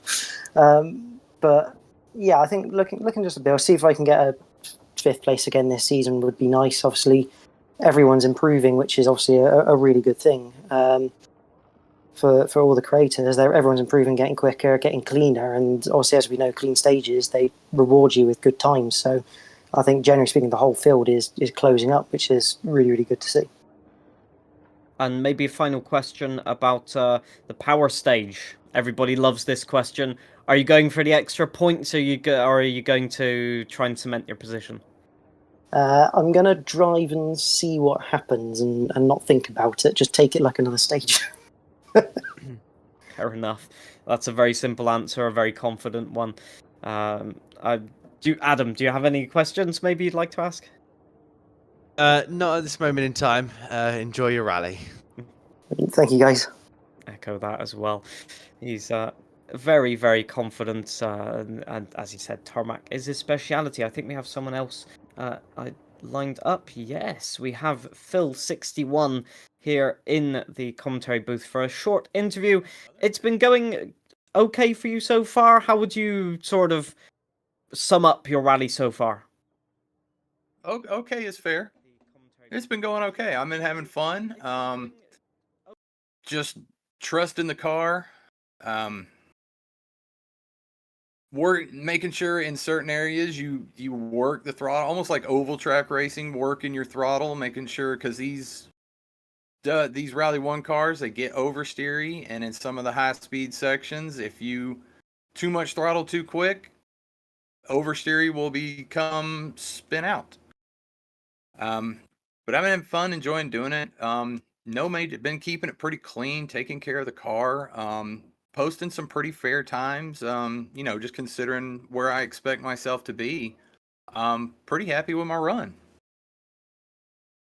How do you like the high aerodynamic cars? Do you prefer those types of cars, or do you prefer the sort of more stock cars with a bit less speed, let's say?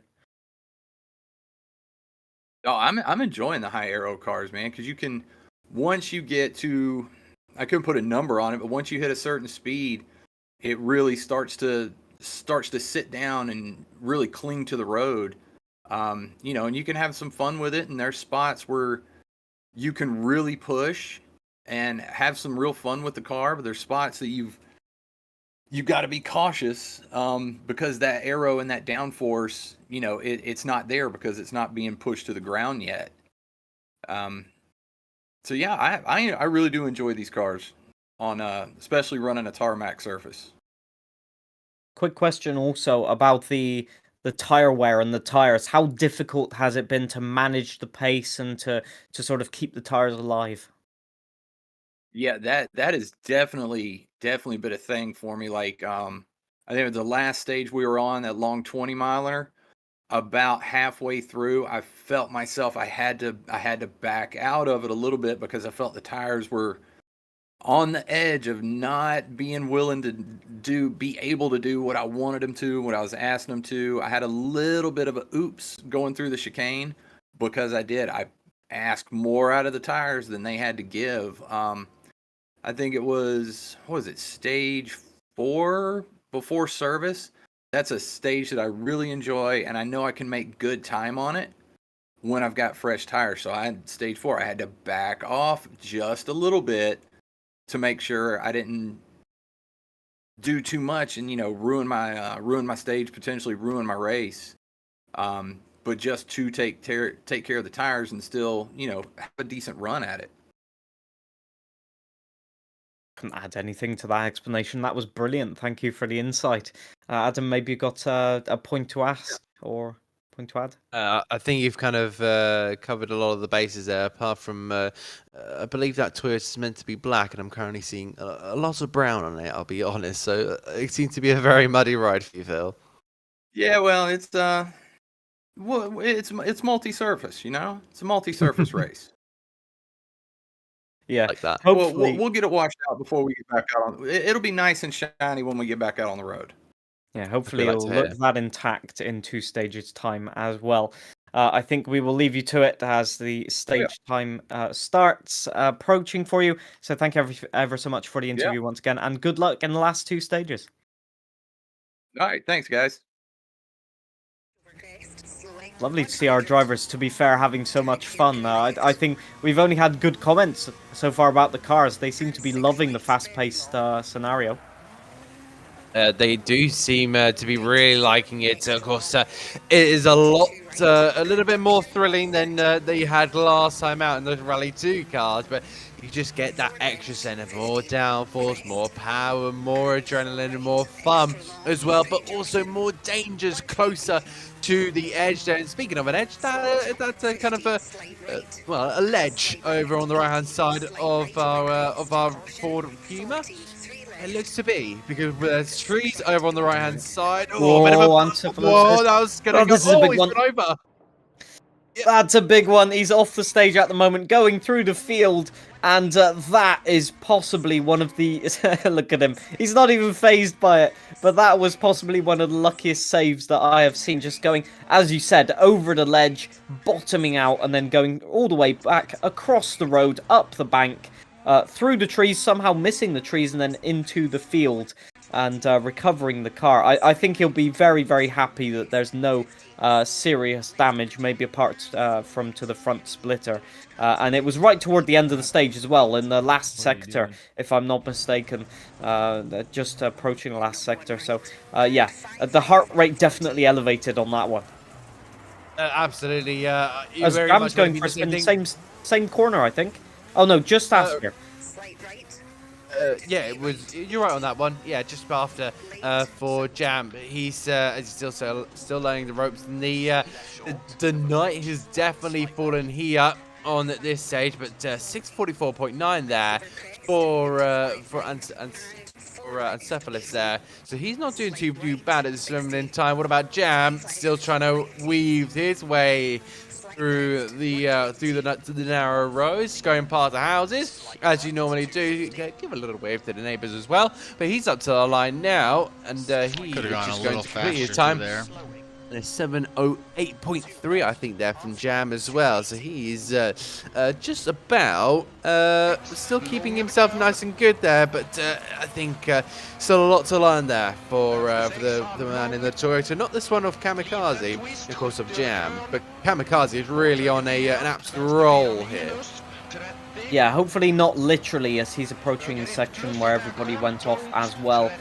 He looks to have found his groove now, does Kamikaze, and this is what often happens, sadly. The start of the rally is quite often very crash happy, And then halfway through the rally, he finds the pace and is unstoppable thereafter. So, again, Kamikaze having a season very reminiscent of last season at the moment. I'm sure he'll want to sort of tidy that up. But he's showing very, very impressive pace for somebody who might not be 100% at the moment physically. And so he is, again, 6:19 is going to set him within the top 10, if I'm correct. Oh, maybe P11, actually, by my calculations. There it is, P11. So that is an incredible time still for our creator that is leading the standings at the moment. He's certainly cementing his place at the top at the moment, that's for sure. But I'm sure we've got Commander Biz in stage as well, and he'll be wanting to take home the spoils in this one. He's currently sat in the top spot for that one. Yeah, I was going to say that is a very, very impressive time there from Kamikaze, and luckily didn't Kamikaze his way out of the rally. Commander Beers, at this moment in time, still making his way through with the ledge on the right-hand side. There's always a little bit of nerves going through this section, but when you're at full commitment, it really doesn't matter. You're focusing on that road ahead until there is a big old change in the road. Then you feel that little bit of scare there. Over the crest. Oh, where is this car going to go? It stays on the road, so just managing to keep that under his own control, under his own steam. Getting through these sections of road really, really well. Over the bumps there, carrying himself all the way down the hill. Look at the mile an hour up down in the bottom right there. Almost up to 125 miles an hour. Now braking onto the brakes there. Down the gears. Pushing in that car as much as you possibly can, carrying all the speed, heading through, and of course the visibility is very, very difficult. He's really looking to try and see if he can spot any sort of road asphalt at this moment in time, and really just trying to carry that car through. Very, very lucky there with the throttle in, but I heard him have a little bit of a lift off, and just as he lifted off, having a bit of a moment over one of the crests here, the finish line inside, and he'll cross over that beam. And where will the what will the time be? Looks like with a big old breath, 15, and that's a brilliant time that there is as a well. top 5 time, if my calculation is correct. That is 5th place, if that's a 6:15. Let's have a look. It is. Wow, what a time. We've got the ambient mic as well there in 2nd place. 2/10 off of the pace on this stage. But Commander Biz is just consistent and rapid. Just the skill on demonstration this rally has been absolutely incredible. Kamikaze and JPH and everybody else have talked about people getting faster and faster. They're not wrong. The pace right now is just electric. Excuse the pun for the rally hybrid, but quite literally, they are setting stage times that could be top 100 in the time trial world records, let alone on a regular stage with only one try. It will be massively interesting. They're still just keeping themselves really, really well. Jam having a bit of a moment there on his final stage, I believe, as well. I think a bit of a comment there from Commander Biz, I think that was, saying, yeah, that was a very, very tough stage. We currently look here with the Ford Puma heading through the rows. Really just keeping himself as much as he possibly can. So having to keep himself tight to the roads because there's not many places to use here. It's just rocks on the left-hand side and kind of a mountain downhill to the right. So he's having to keep himself in a really, really soft spot in the middle. I think this is gravel as well. Correct me if I'm wrong here, John. Well, it is if you go off the road. It should be all tarmac, but there is a significant amount of gravel on the road that is reducing the grip, that's for sure. But yeah, definitely, it's very, very slippery, and if you get the braking wrong or if you get the line wrong, there's basically no chance of recovering it. And I think Ancephalosis knows once again by that smile that he has got incredibly lucky on this last stage. However, that does mean the thing is, as it's the power stage, he will probably not be bringing any points home with that mistake. But we'll have to wait and see. Our drivers will probably be flat out in the stage. They will be. They've got a little bit more vision, but it'll be useful to still have that light on, just having a look at Kamikaze on the left-hand side, continuing to be attacking as ever, going over the crest, up the hill, and really just going past all the atmosphere there on the left-hand side. Crash. I love that. Oh, massive accident. Yeah, I've just seen that. He is rolling. That's at least 10 rolls that I counted. And he's carrying on as if nothing happened. Sorry, I was just on our broadcast cams rather than on the... on our off cams rather than broadcast cams. And he looks like he wants to go and do it again. He is not having much luck with that same section. It's on the section where he crashed before, and I think he has a puncture. Yeah, that triangle warning him of the puncture, and he has at least one puncture. He's going to try and carry on, although he is going to lose a significant amount of time as we've got Jam off the road as well. He's recovered it, but again, losing significant amount of time. Everything happening once again in the power stage. Every single broadcast this happens. People try and put the pace to 110%. And Kamikaze's off the road. Kamikaze, huge crash into the pole. And it stopped him dead, and that's a huge amount of damage. The lights are gone.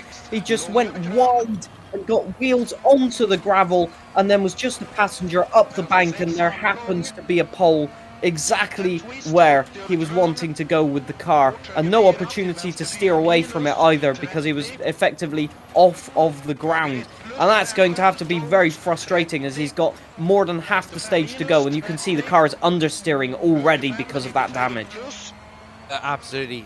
It just seems like a very, very attacking, angry Kamikaze. Of course, we do know that he had that illness going on. We know that he still has his, he's still got, not 100%, but still pushing a rally car to its maximum. And now we see that he was heading down the hill, had a bit of a clear vision of where he wants to go. But look at the speed that he's carrying in that rally car, topping out in 5th gear, hard on the brakes. Can he get the car slowed down? Absolutely, you bet your bottom dollar he can. And look at that, probably two of the best rally drivers we've got in the Creator Series, but two amazing WRC players going at it. And at this moment in time, it looks like Commander Biz is really the one out in front, but Kamikaze with a broken hood, probably a smashed up front. I'm sure that he's still just going to try and continue, but I wonder how that's going to change his mentality as well. He's wiping a little bit of sweat off his face. That's how much he's working the car here. Yeah, you can always tell when the drivers are pushing flat out, because the inputs become a little bit more erratic. You can hear the tires squeal, you can hear the engine revs going a little bit more as Kamikaze slides wide and hits another pole there. Not much damage done on that one, but the frustration, the annoyance will be taking its toll, will be having his effect.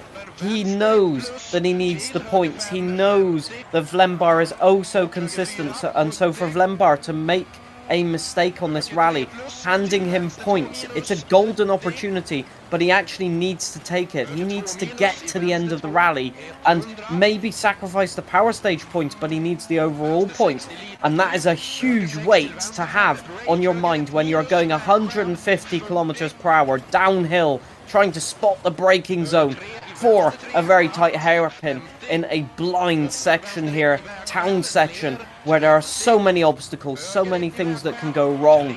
And the stages do not give you any chance to reset the mind, any chance to think about what has happened. You've got to put it to the back of your head and just go for it. And that is what Kamikaze is doing. He says that he never drives with anything in reserve, and he's showing that today once again. It could be a winning strategy, but he does have to make it to the end of the stage. And if you look at the difference of driving between himself and Commander Biz, you can see how hard Kamikaze is pushing in this stage, as Commander Biz looks very calm, controlled, but also fast here. It will be fascinating to see who has the best time at the end of the stage. It really will be. I do think that maybe the Biz has the upper hand. He's at this moment in time keeping it nice and smoothly, but speed from Kamikaze is frightening, and I believe it may cost him just that little bit as he turns away through the right, and with between the logs that really flashes you back there. to the Rally Wales GB, the amount of times you see mud on the ground and the logs either side, that really kind of takes you back to the beautiful Welsh countryside. And hopefully we can return there one day, because I think that I'll be honest, John, I think I'd have to make the trip all the way over there. Yes, and for me it might be 5 or 6 hour drive, but I think it'll be very, very worth it. Yeah, Rally with GB, one of the most iconic rallies in the world, that's for sure. Has all the speed, has the logs, has the trees, is not tarmac, that's for sure. And the margin of error, possibly the exact same as this rally, basically 0. And yes, definitely one of the rallies that I would love to go and watch as well, although this one looks like to be a very good one to watch. Judging by the footage we've seen in real life as well. As Kamikaze is getting to the end of the stage now, can he just bag the points? Can he still set a time fast enough to get some power stage points? It would help him. Can he keep it on the road? He is playing with margins of error that are literally millimeters at this point. He was so close to going off there, and he's got 2 corners to go. A very long left-hander and then a tight junction right, and he is home and safe and arriving at the finish line as IRC JPH just beats him to it. And he is across the line with a 7 minute and 1 second, which is actually not that far off the pace, would you believe? So he looks like he's going to bag some points, but IRC JPH definitely faster on that one, and so he will be taking points away from him. It will be. I just had a look into that, and some really, really interesting kind of stats in that one. Points are going to be swaying, points are going to be gained, some are lost here in places, but at the moment in time, I think we'll just try and carry with Commander Biz for the rest of this stage. But we've also got a moment there. Mike has no headlights anymore. Oh dear. Not only that, he's got radiator damage, he's got, I think, still that puncture, looking by the way he's driving, and basically no headlights. This has turned into a My Summer Car drive now, apparently, and he's crossed the line in a 10-minute stage time. That is 3 minutes slower, but I've got to give him a round of applause for surviving that and getting that to the end. What a legend.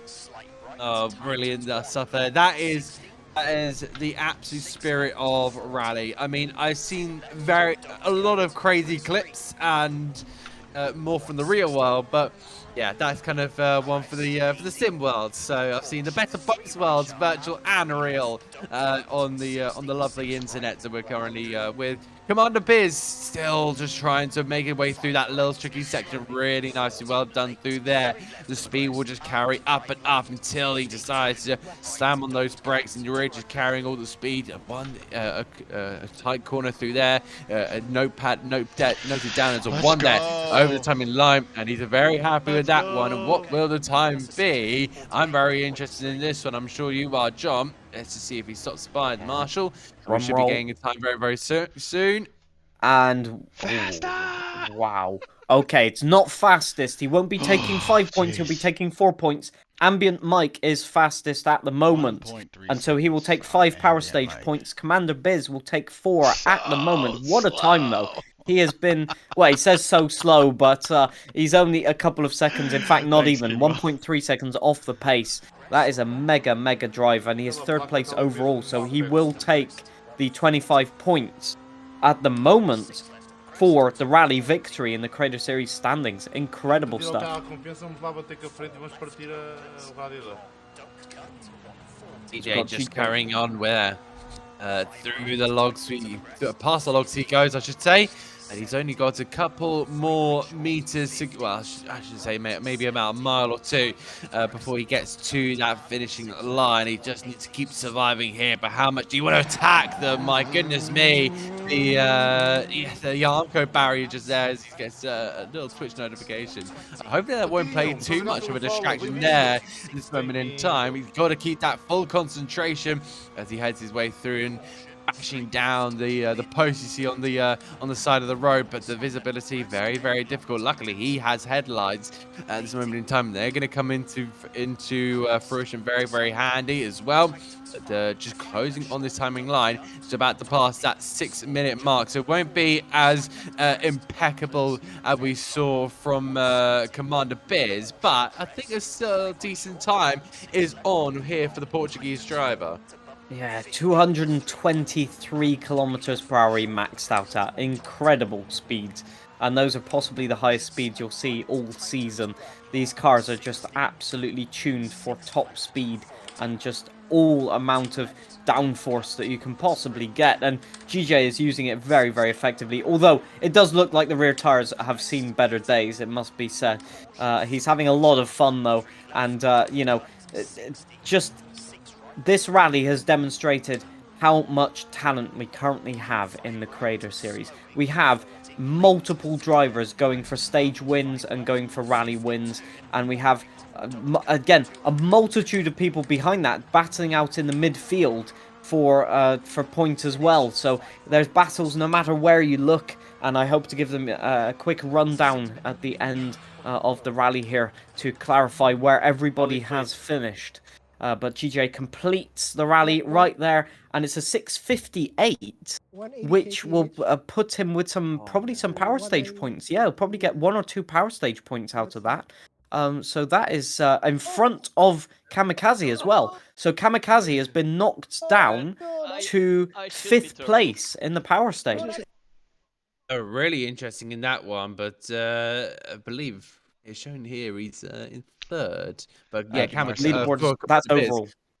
Overall, lovely. So overall, we may as well give a rundown. We've got Commander Biz in 1st place. Oh, we've got interview with Commander Biz, who is our, well, leader at the moment, provisional, with a couple of hours left. That couldn't have gone any better, could it? I mean, I had a spin in stage 2, which kind of bums me out because that's my favorite stage. So I was a little upset to make a mistake there, but we didn't hit anything and we were able to continue. So that worked out. Was there any point that you thought maybe it could go wrong, or maybe you didn't have it in the bag? I mean, there was certainly here, like, it doesn't take much, you know, one little tire to barely get off the road and it will end everything. And I had a couple of sketchy moments, but again, you know, we were able to avoid any major trouble. And man, I'm thrilled about where we're sitting right now. Yeah, I must say, the win and provisionally 4 power stage points as well. That's a healthy bag of points for the Creator Series standings. What's your ambitions then for the championship? Are you gunning for 1st place?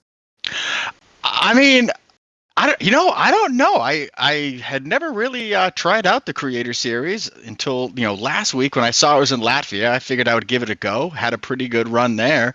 So yeah, now I kind of want to grind on this and, you know, maybe see what we can do. Sounds like we've got a fight at the top of the leaderboard, Adam. Let's go. We absolutely do, and I just wanted to kind of ask you, how many kind of times do you have to kind of reset yourself throughout these stages, because it's so difficult to get through some of them. Yeah, just what did it take to kind of get through a lot of them, especially those kind of long ones? You know, the breaks in between are kind of nice. You know, I don't realize it till I cross the finish line. I realize I'm out of breath because I don't think I've been breathing for almost the entire stage. So having a few minutes to kind of collect yourself, you know, calm the heart rate down and get ready for the next one was honestly a pretty nice benefit for sure. Of course, there's a lot to kind of you've really proved yourself, especially in those first kind of 2 rallies. Do you think there's some momentum to kind of go with this as well? Of course, going in towards the next one, how are you kind of feeling about the next couple of stages when we get into next week? Well, you know, I don't want to get too ahead of myself.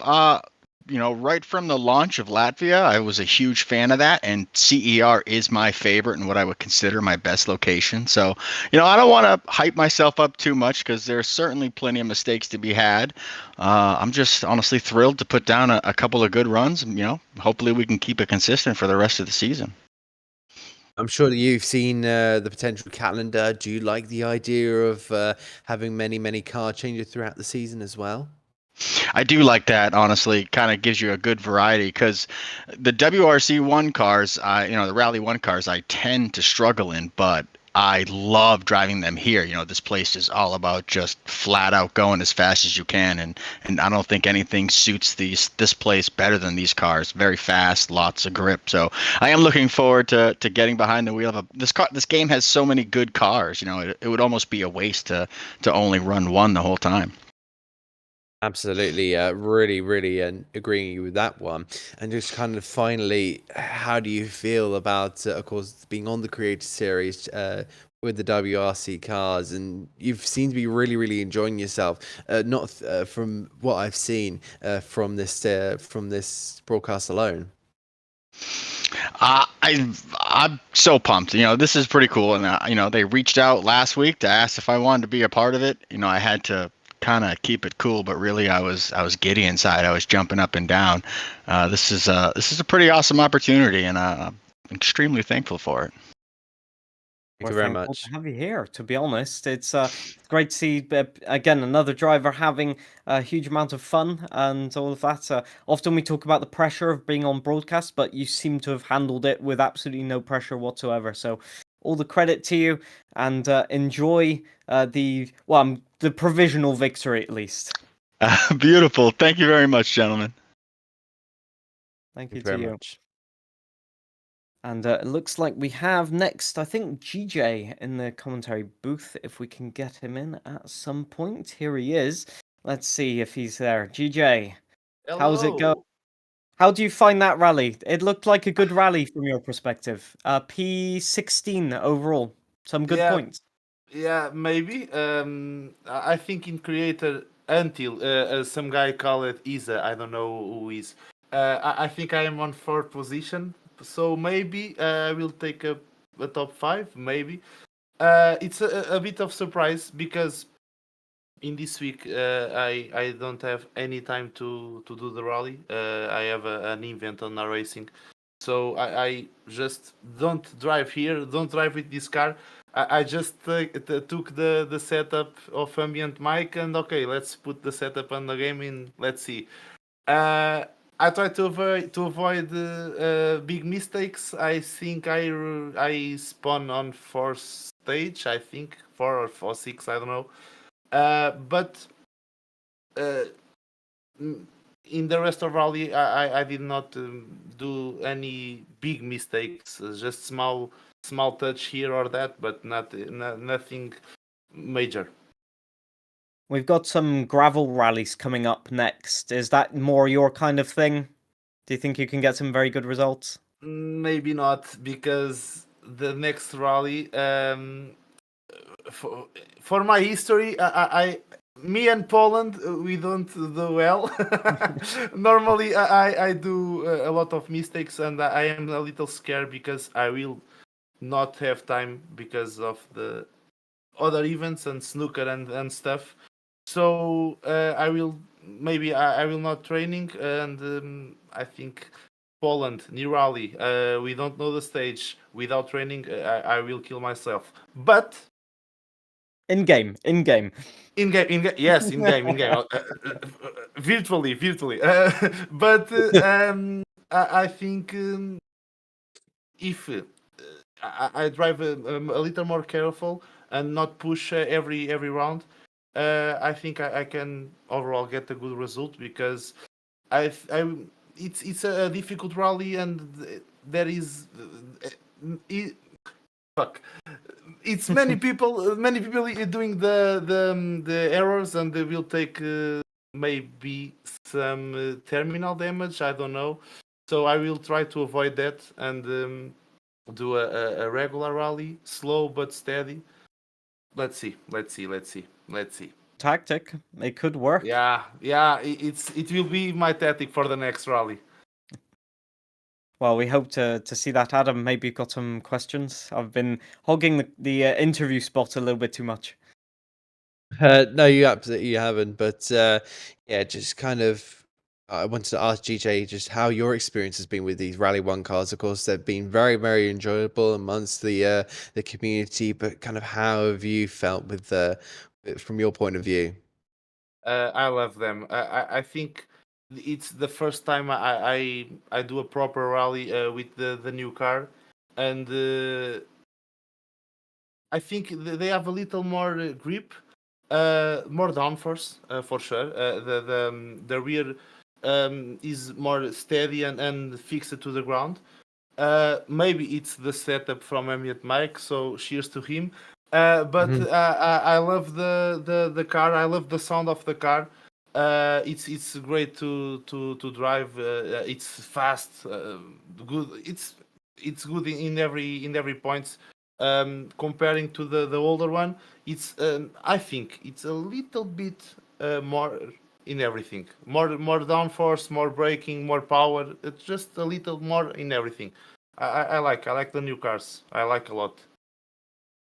And Yeah. do you think that how do you feel about the kind of remainering of the championship, not just Rally Poland, but kind of all the other locations we go to? Is there one that kind of really, really stands out to you? Do you think there's potentially ones we may be missing? And fourthly, to me, the next two stages to rallies, it will be a mess because Poland, I just explained, and then we got Scandia, and I don't know how to drive in the snow. I really don't know, but I think we got Japan and New Zealand, Oceania. Yeah. It's right. Yeah. Poland, we've got Poland, Scandia, Sardinia, Estonia, then Japan, and then New Estonia. Zealand. Yeah. Okay. Apart of Poland and Scandian, I enjoy a lot the other rallies. I enjoy a lot of Oceania. I did it in the last time in the last week on the private championship, and I love the rally. Love it, the flow, and it's a very fast rally. Estonia, it's one of the fastest and one of the funniest. So it will be for sure a good season. I hope get a good results. I don't put any objective for me, top 5, top 3, top 10. I just want to have fun and enjoy being here, enjoy me with you guys and with the other creators. It's amazing. Share the information, discuss everything. It's very very fun to be here. So yeah, I think it will be a really good season, and for sure we will have much fun driving and fighting with each others. We're here to see it, and we love to see it. Thank you for your enthusiasm, and once again, congrats on the result. It was a great result for you. Thank you guys. Cheers. Bye bye. So, I think what I'll do lastly is just a quick recap of results that I can find. Sorry for that. We've got Commander Biz sitting in provisional first place, followed very closely, it must be said, by Kamikaze. He will be regretting those few mistakes at the start, but we wish him all the best with his health, obviously. RC JPH completes the top 3-4 at the moment. Again, only a few seconds back in 8th place overall. Ambient Mike is P4. He had a puncture at some point. I can't remember exactly which stage, but it cost him a puncture repair. He would have been first place otherwise. So Ambient Mike demonstrating the maximum of pace, but missing a little bit of consistency. However, he gets the power stage points, so quite a good points haul. In 5th place is GJ, so again, a very good haul of points and a top 20 overall as well. We had Ancephalosis doing very well up until that last stage. Unfortunately, that puts him outside of the top 100.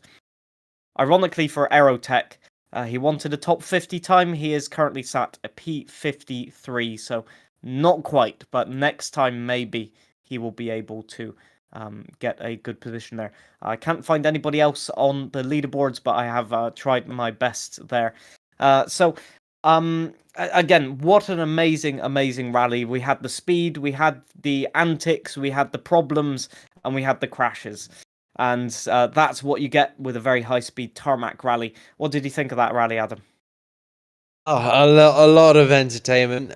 Definitely really, really interested to see how they've attacked those courses, those stages, and I've really been impressed. We've got so much talent to kind of show off on the WRC Creator Series, and I just hope this gets out a little bit more. I just hope that a lot of people look into rally. I really hope that people kind of look at some of the best moments of it as well, because it's such an amazing sport, and even bringing it virtually, like so many different motorsports have come on very much virtually, and they've been absolutely excelling in it, and I think WRC needs to be put up there. It just needs to be put in the right place, but just kind of more focusing on the round 2 of the championship. Yeah, we've seen some really, really good stuff. I've been super impressed with kind of the pace that everyone has carried. And it's been great to see some drivers even taking some forward steps. They're still learning some of the cars, and yes, it may be great to have that variety of cars, but of course they're going to be having to learn with every single piece as they go through every single corner, every hairpin, every kind of chicane they go through. They'll be learning something about the car and just trying to carry more confidence, and I'm sure that I will be trying to hopefully get on more WRC broadcasts. It has been such fun to cover. It's been amazing, and just having that little bit of freedom and a new motorsport kind of for me. I've never really covered anything that's kind of come off the track purposefully. So it's been really, really nice to kind of explore that as well, and really, really nice to cover as well. It's been fantastic, John.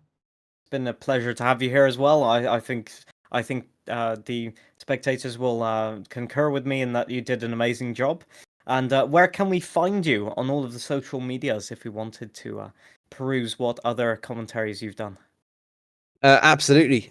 You can have a look at my Instagram, Adam Reed _commentary. So it's just my name just down here, underscore and then commentary. I've posted my showreel for hopefully next year's opportunities. So we'll see how that comes to fruition. You can follow me on TikTok as well, Motorsport Adam 44. I just post a load of motorsport content from Formula 1 to your IndyCar to your some WRC content, but very, very rarely. I'm sure I'll get some more for you, John.